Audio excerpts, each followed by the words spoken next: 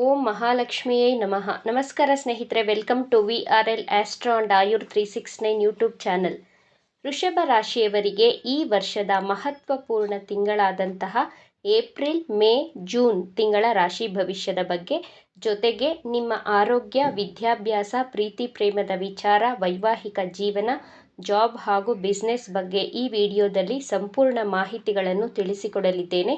ಮೊದಲಿಗೆ ವೃಷಭ ರಾಶಿಯವರಿಗೆ ಗ್ರಹಗಳ ಸ್ಥಿತಿಗತಿಗಳ ಬಗ್ಗೆ ನೋಡೋಣ. ನಿಮ್ಮ ರಾಶ್ಯಾಧಿಪತಿ ಶುಕ್ರ ಗ್ರಹ ಲಾಭಸ್ಥಾನದಲ್ಲಿ ಸ್ಥಿತವಾಗಿದೆ. ಜೊತೆಯಲ್ಲಿಯೇ ರಾಹು ಗ್ರಹ, ಶನಿ ಗ್ರಹ, ಬುಧ ಗ್ರಹ, ಸೂರ್ಯ ಗ್ರಹಗಳು ಸ್ಥಿತವಾಗಿದೆ. ನಿಮ್ಮ ರಾಶಿಯಲ್ಲಿ ಗುರು ಗ್ರಹ, ಕುಟುಂಬ ಸ್ಥಾನದಲ್ಲಿ ಮಂಗಳ ಗ್ರಹ, ಪಂಚಮ ಭಾವದಲ್ಲಿ ಕೇತು ಗ್ರಹ ಸ್ಥಿತವಾಗಿದೆ. ಮೊದಲಿಗೆ ವೃಷಭ ರಾಶಿಯವರ ಆರೋಗ್ಯ ಈ 90 ದಿನಗಳಲ್ಲಿ ಹೇಗಿರುತ್ತದೆ ಎಂದು ನೋಡೋಣ. ನಿಮ್ಮ ರಾಶ್ಯಾಧಿಪತಿ ಶುಕ್ರ ಗ್ರಹ ಮೀನ ರಾಶಿಯಲ್ಲಿ ಉಚ್ಚ ರಾಶಿಯಲ್ಲಿ ಸ್ಥಿತವಾಗಿದೆ. ಶುಕ್ರ ಗ್ರಹಕ್ಕೆ ಮೀನ ರಾಶಿ ಉಚ್ಚ ರಾಶಿ. ಈ ಶುಕ್ರ ಗ್ರಹ ಜೂನ್ 1ಕ್ಕೆ ಮೇಷರಾಶಿಯನ್ನು ಪ್ರವೇಶ ಮಾಡುತ್ತದೆ.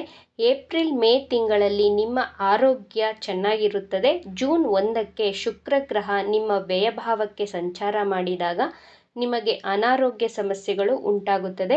ಜೂನ್ ತಿಂಗಳಲ್ಲಿ ನಿಮ್ಮ ಜಾಬ್ ಹಾಗೂ ಬಿಸ್ನೆಸ್ ವಿಚಾರವಾಗಿ ಟ್ರಾವೆಲಿಂಗ್ ಮಾಡುವಂತಹ ಪರಿಸ್ಥಿತಿಗಳು ಎದುರಾಗುತ್ತವೆ. ಈ ಟೈಮ್ ಪೀರಿಯಡಲ್ಲಿ ಹೊರಗಡೆ ಆಹಾರ ಸೇವನೆಯಿಂದ ನಿಮ್ಮ ಇಮ್ಯುನಿಟಿ ಪವರ್ ಕಡಿಮೆಯಾಗಿ ಅನಾರೋಗ್ಯ ಸಮಸ್ಯೆಗಳು, ಇನ್ಫೆಕ್ಷನ್, ಅಲರ್ಜಿ ಈ ರೀತಿಯ ಆರೋಗ್ಯ ಸಮಸ್ಯೆಗಳನ್ನು ಫೇಸ್ ಮಾಡಬೇಕಾಗುತ್ತೆ. ವಿದ್ಯಾರ್ಥಿಗಳ ವಿದ್ಯಾಭ್ಯಾಸದ ಬಗ್ಗೆ ನೋಡೋಣ. ನಿಮ್ಮ ಪಂಚಮಾಧಿಪತಿ ಬುಧ ಗ್ರಹ ಲಾಭಸ್ಥಾನದಲ್ಲಿ ಸ್ಥಿತವಾಗಿದೆ. ಮೇ 7ರಿಂದ ಮೇ 23ರವರೆಗೂ ನಿಮ್ಮ ಮೈಂಡ್ ಡೈವರ್ಟ್ ಆಗುವುದು, ಏಕಾಗ್ರತೆಯಲ್ಲಿ ಕೊರತೆ ಉಂಟಾಗುವುದು ಈ ರೀತಿ ಇರುತ್ತದೆ. ಏಪ್ರಿಲ್ ಹಾಗೂ ಮೇ 7ರವರೆಗೂ ಹಾಗೂ ಮೇ 23ರ ನಂತರ ನೀವು ನಿಮ್ಮ ವಿದ್ಯಾಭ್ಯಾಸದಲ್ಲಿ ಏಕಾಗ್ರತೆಯನ್ನು ವಹಿಸುತ್ತೀರಾ, ಉತ್ತಮ ಅಂಕಗಳನ್ನು ಗಳಿಸುತ್ತೀರಾ. ಮೇ 7ರಿಂದ 23 ಮೇವರೆಗೂ ಧ್ಯಾನ ಮಾಡಿ, ಪ್ರಾಣಾಯಾಮ ಮಾಡುವುದರಿಂದ ನಿಮ್ಮ ಏಕಾಗ್ರತೆಯನ್ನು ಹೆಚ್ಚಿಸಿಕೊಳ್ಳಬಹುದು. ವೃಷಭ ರಾಶಿಯವರ ಪ್ರೀತಿ ಪ್ರೇಮ ಈ 90 ದಿನಗಳಲ್ಲಿ ಹೇಗಿದೆ ಎಂದು ನೋಡೋಣ. ನಿಮ್ಮ ಪಂಚಮ ಸ್ಥಾನದಲ್ಲಿ ಕೇತು ಗ್ರಹ ಸ್ಥಿತವಾಗಿದೆ. ಮೇ 18ಕ್ಕೆ ನಿಮ್ಮ ಪಂಚಮ ಭಾವದಿಂದ ಚತುರ್ಥ ಭಾವಕ್ಕೆ ಗೋಚಾರ ಮಾಡುತ್ತದೆ. ಈ 1.5 ವರ್ಷದಿಂದ ನಿಮ್ಮ ಹಾಗೂ ನಿಮ್ಮ ಪ್ರೇಮಿಯ ಮಧ್ಯೆ ಮಿಸ್ಅಂಡರ್ಸ್ಟ್ಯಾಂಡಿಂಗ್, ಮಿಸ್ಕಮ್ಯುನಿಕೇಷನ್ಸ್ಗಳು ಹೆಚ್ಚಾಗಿತ್ತು. ಇವೆಲ್ಲವೂ ಕಡಿಮೆಯಾಗುತ್ತಾ ಬರುತ್ತದೆ. ಮೂರನೇ ವ್ಯಕ್ತಿಯ ಕಾರಣದಿಂದ ನಿಮ್ಮ ಪ್ರೀತಿಯಲ್ಲಿ ಇದ್ದಂತಹ ಸಮಸ್ಯೆಗಳು ಸಂಪೂರ್ಣವಾಗಿ ಕಡಿಮೆಯಾಗಲಿದೆ. ಮೇ 10ರಿಂದ ಮೇ 25ರವರೆಗೂ ಎಚ್ಚರಿಕೆ ಅಗತ್ಯ. ಮೇ 25ರ ನಂತರ ನಿಮ್ಮ ಪ್ರೀತಿಯ ಜೀವನ ಬಹಳ ಸುಮಧುರವಾಗಿರುತ್ತದೆ. ರಾಹು ಗ್ರಹ ಮೇ 18ಕ್ಕೆ ನಿಮ್ಮ ಲಾಭಸ್ಥಾನದಿಂದ ವೃತ್ತಿ ಸ್ಥಾನಕ್ಕೆ ಪ್ರವೇಶಿಸುತ್ತದೆ. 18 ವರ್ಷಗಳ ನಂತರ ರಾಹು ಗ್ರಹ ನಿಮ್ಮ ವೃತ್ತಿ ಸ್ಥಾನದಲ್ಲಿ ಗೋಚಾರ ಮಾಡಿ 1.5 ವರ್ಷ ವೃತ್ತಿ ಸ್ಥಾನದಲ್ಲಿಯೇ ಸ್ಥಿತವಾಗಿರುತ್ತದೆ. ಮೇ 18ಕ್ಕೆ ನಿಮ್ಮ ವೃತ್ತಿಯಲ್ಲಿ, ಕಾರ್ಯಕ್ಷೇತ್ರದಲ್ಲಿ ಪರಿವರ್ತನೆಯಾಗಲಿದೆ.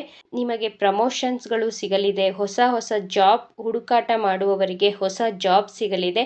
ನಿಮ್ಮ ನಾಲೆಡ್ಜ್ ಹೆಚ್ಚಾಗಲಿದೆ. ಮೇ 18ರ ನಂತರ ಹೊಸ ವಾಹನ ಖರೀದಿಯನ್ನು ಮಾಡುವಂತಹ ಯೋಗ ತೋರಿಸ್ತಾ ಇದೆ. ಹೊಸ ವಾಹನ ಖರೀದಿಯನ್ನು ಮಾಡ್ತೀರಾ, ಆದರೆ ಇದಕ್ಕಿಂತ ಬೆಸ್ಟ್ ವಾಹನವನ್ನು ಪರ್ಚೇಸ್ ಮಾಡ್ಬೋದಿತ್ತೇನೋ ಎಂಬಂತಹ ಡಿಸ್ಸ್ಯಾಟಿಸ್ಫ್ಯಾಕ್ಷನ್ ನಿಮ್ಮ ಮನಸ್ಸಲ್ಲಿ ಇದ್ದೇ ಇರುತ್ತದೆ. ನಿಮ್ಮ ತಾಯಿಯ ಮಾತನ್ನು ಇಗ್ನೋರ್ ಮಾಡುವ ಹಾಗಿಲ್ಲ. ಏಕೆಂದರೆ ಕೇತು ಗ್ರಹ ನಿಮ್ಮ ಚತುರ್ಥ ಭಾವದಲ್ಲಿ ಸಂಚಾರ ಮಾಡಿದಾಗ ನಿಮಗೆ ನಿಮ್ಮ ತಾಯಿಯ ಮಾತು ಕಿರಿಕಿರಿ ಅನ್ನಿಸಬಹುದು. ಆದರೆ ನೀವು ನಿಮ್ಮ ತಾಯಿಯ ಮಾತನ್ನು ಇಗ್ನೋರ್ ಮಾಡುವ ಹಾಗಿಲ್ಲ. ಮೇ 15ಕ್ಕೆ ಗುರುಗ್ರಹ ನಿಮ್ಮ ದ್ವಿತೀಯ ಭಾವದಲ್ಲಿ ಗೋಚಾರ ಮಾಡಲಿದೆ. ನಿಮ್ಮ ವೃತ್ತಿ ಸ್ಥಾನವನ್ನು ವೀಕ್ಷಿಸುತ್ತದೆ. ನಿಮ್ಮ ವೃತ್ತಿಯಲ್ಲಿ ಅಭಿವೃದ್ಧಿಯನ್ನು ಕಾಣುತ್ತೀರಾ. ನಿಮ್ಮ ಜಾಬ್ ಹಾಗೂ ಬಿಸ್ನೆಸ್ಸಲ್ಲಿ ಗ್ರೋತ್ ಹಾಗೂ ಸಕ್ಸಸ್, ಪ್ರಮೋಷನ್ಗಳು ಸಿಗಲಿವೆ. ಗುರು ಇರುವಂತಹ ಮನೆಗಿಂತ ವೀಕ್ಷಿಸುವಂತಹ ಭಾವವನ್ನು ಉದ್ಧಾರ ಮಾಡುವ ಗ್ರಹ.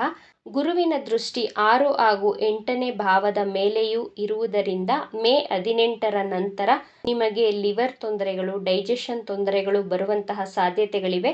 ಮೇ 15ರ ನಂತರ ಕಮ್ಯುನಿಕೇಷನ್ ಜಾಬ್ ಮಾಡುತ್ತಿರುವವರಿಗೆ, ಕೌನ್ಸಿಲಿಂಗ್ ಜಾಬ್ ಮಾಡುತ್ತಿರುವವರಿಗೆ, ಟೀಚರ್, ಪ್ರೊಫೆಸರ್, ಕೌನ್ಸಿಲರ್ ಈ ರೀತಿ ಜಾಬ್ ಮಾಡುತ್ತಿರುವವರಿಗೆ ಅದೃಷ್ಟದ ಸಮಯ.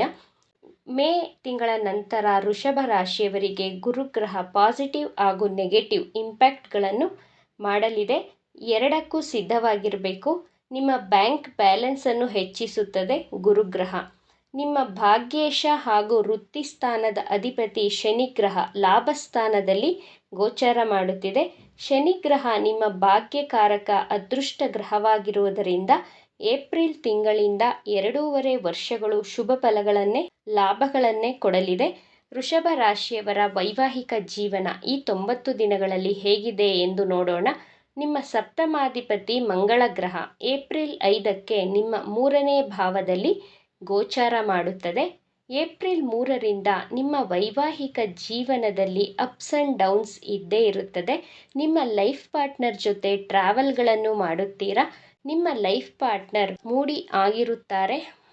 ಟ್ರಾವೆಲ್ ಮಾಡಬೇಕು, ನಮ್ಮ ಮನೆ ದೇವರ ದರ್ಶನ ಮಾಡಬೇಕು, ಟ್ರಿಪ್ಗೆ ಹೋಗಬೇಕು, ಈ ರೀತಿ ಬೇಡಿಕೆಗಳನ್ನು ಹಠವನ್ನು ಮಾಡುತ್ತಾರೆ. ನಿಮ್ಮ ಜೀವನ ಸಂಗಾತಿಗೆ ಮೂಡ್ ಸ್ವಿಂಗ್ಸ್ ಆಗುತ್ತಿರುತ್ತದೆ.